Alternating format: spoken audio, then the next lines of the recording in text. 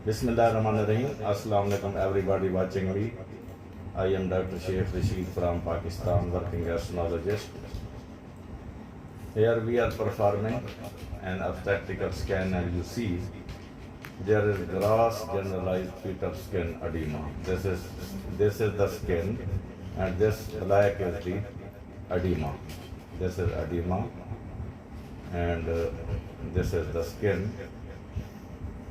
This is head of the fetus with dilated lateral ventricles, but the main thing we want to see is this edema, and it is present all over the body.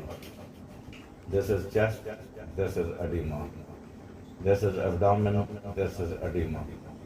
So there is gross generalized fetal skin edema, and no ascites or pleural effusion seen at this stage.